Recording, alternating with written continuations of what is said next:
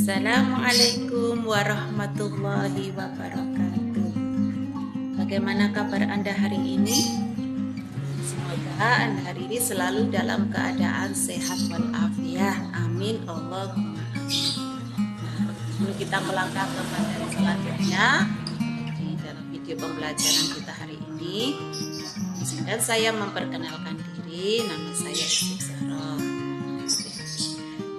Dalam video pembelajaran kita hari ini mengangkat tema atau judul Al-Quran dan Al-Hadis sebagai pedoman hidup.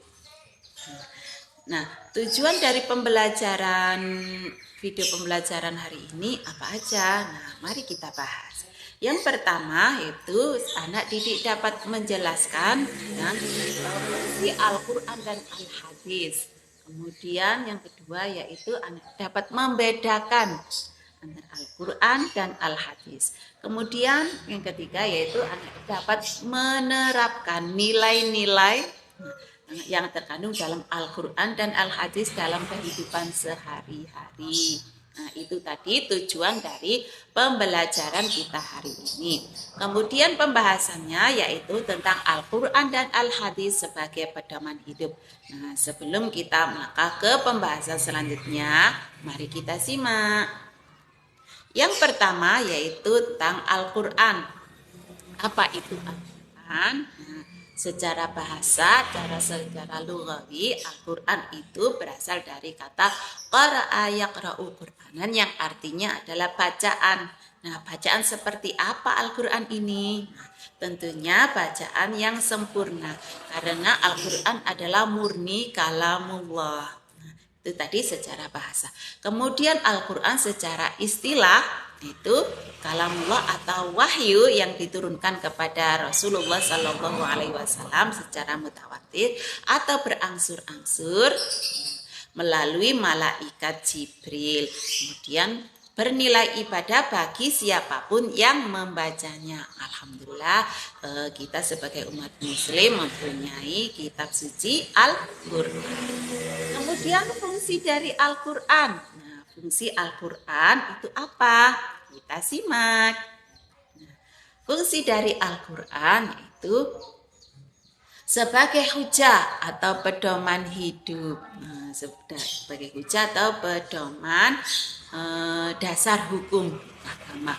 Kemudian yang kedua adalah memuat ringkasan atau cerita-cerita terdahulu dari sahabat hingga saat ini.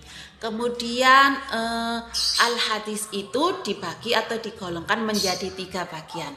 Yang pertama itu hadis qauli. Kemudian yang kedua ada hadis fi'li. Dan yang ketiga ada hadis takriri. Penjelasan tentang hadis qauli itu apa? Hadis qauli itu hadis perkataan Rasulullah atau sabda Rasulullah yang dijadikan sandaran hukum. Kemudian yang kedua adalah hadis fi'li.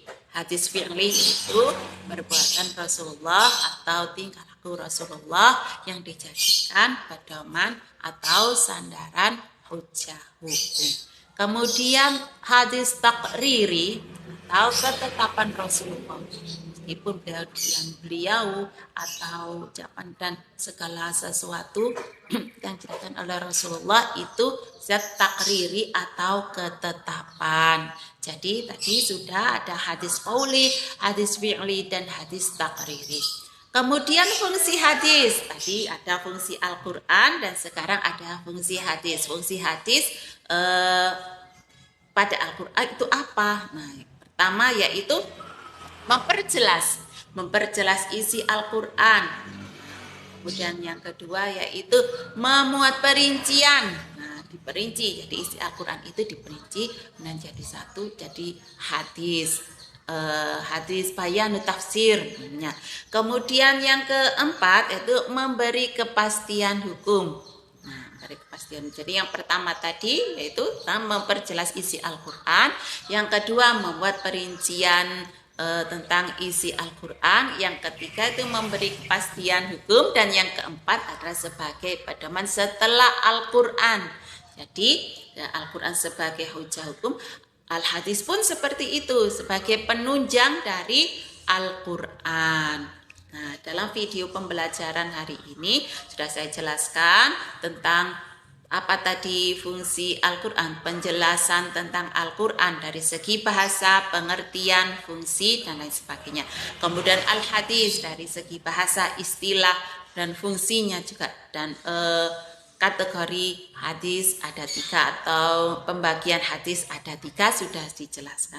Dan semoga video pembelajaran kita hari ini membawa manfaat dan apa yang saya sampaikan memberi kejelasan tentang Al-Quran dan Al-Hadis sebagai pedoman hidup. Itu sebagai hujah atau pedoman hidup, sebagai hujah atau pedoman dasar hukum agama. Kemudian yang kedua adalah memuat ringkasan atau cerita-cerita terdahulu dari kitab-kitab yang lain atau kitab-kitab terdahulu. Kemudian yang ketiga yaitu berisi kalamullah sebagai pedoman hidup. Kemudian fungsi dari Al-Quran selanjutnya itu semua itu isinya itu ada sumber ilmu pengetahuan. Ini sudah dijelaskan tentang Al-Quran dari segi bahasa, kemudian dari segi istilah, fungsi, dan sekarang tentang Al-Hadis. Apa itu Al-Hadis? Nah, yang pertama Al-Hadis dari segi bahasa itu hadasa, yang berarti kabar atau sesuatu yang terbaru. Kemudian dari segi istilah, al-hadis atau hadis itu segala yang dinukilkan kepada Rasulullah atau yang disandarkan kepada Rasulullah, baik itu perkataan, perbuatan maupun takrir atau ketetapan beliau, namanya ada al-hadis, disebut al-hadis. Kemudian ada al-hadis, ada as-sunnah. Apa itu as-sunnah? Nah, as-sunnah itu menyakup kebiasaan-kebiasaan Rasulullah saja, dilakukan oleh Rasulullah keseharian dan diterapkan oleh para sahabat hingga saat ini. Kemudian al-hadis itu dibagi atau digolongkan menjadi 3 bagian. Yang pertama itu hadis qauli, kemudian yang kedua ada hadis fi'li, dan yang ketiga ada hadis takriri.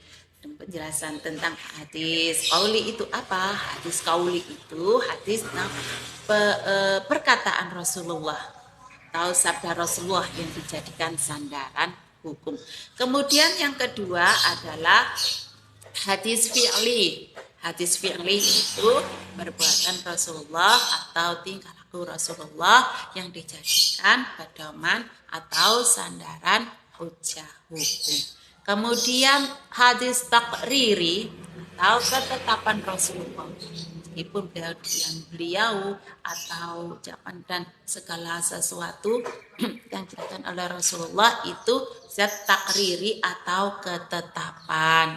Jadi tadi sudah ada hadis qauli, hadis fi'li, dan hadis takriri.